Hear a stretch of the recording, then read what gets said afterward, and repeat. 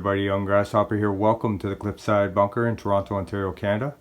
And this is an unboxing video. We're going to be unboxing my favorite Axe and Allies game, 1940. We got a copy of Europe 1940 right here, and Pacific 1940 right here. Of course, we bring them together to play Global 1940. We need both these box sets. Let's start with Europe.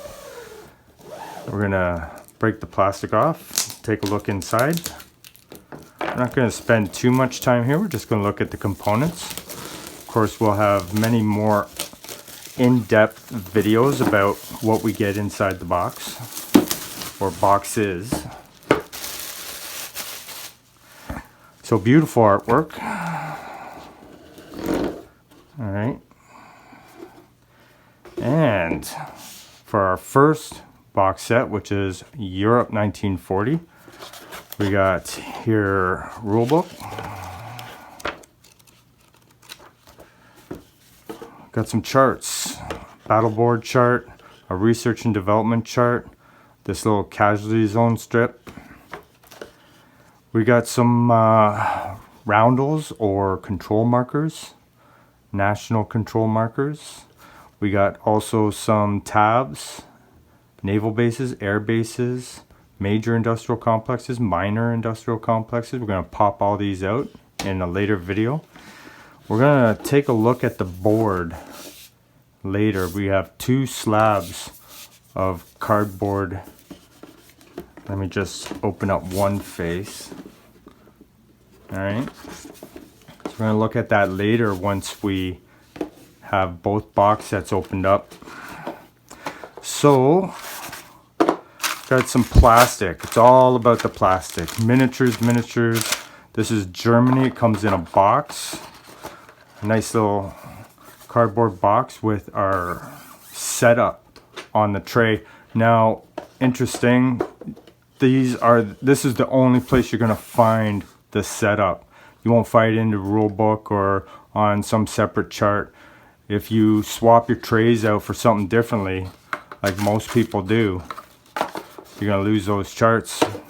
But I'll give you some suggestions and some solutions in a future video.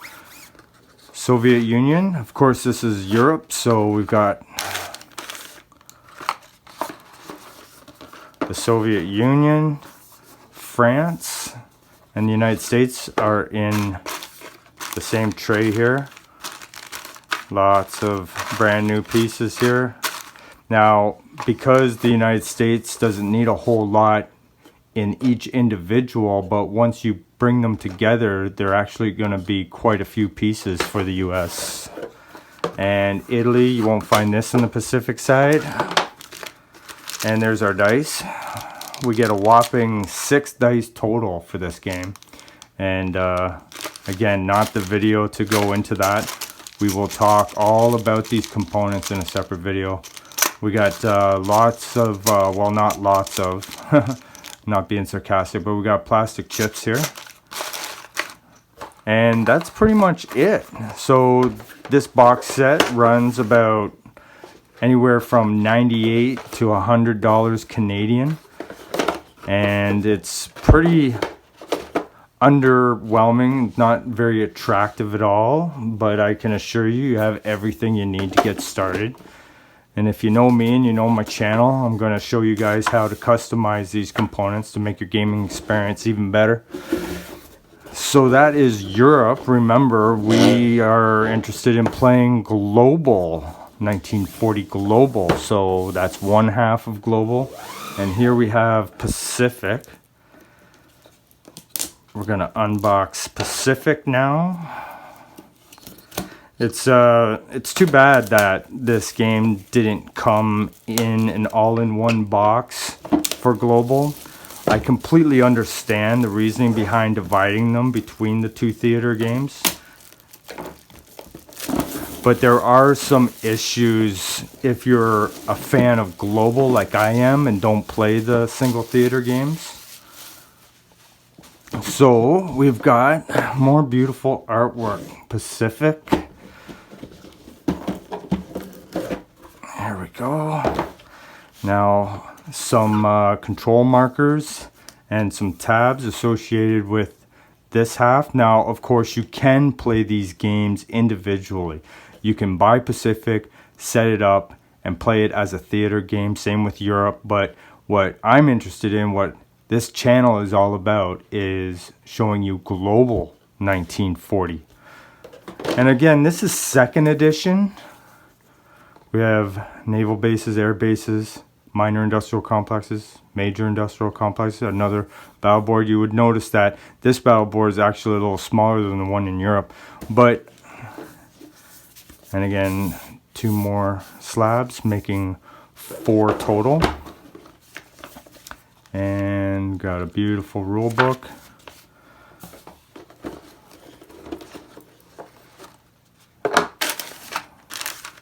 Japanese pieces.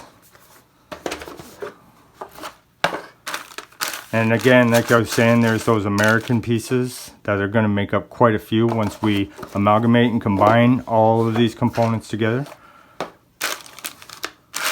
So I was saying, it's too bad that you can't get one whole box set. I really think that there's enough in this, or in both these box sets, to make it a very epic game.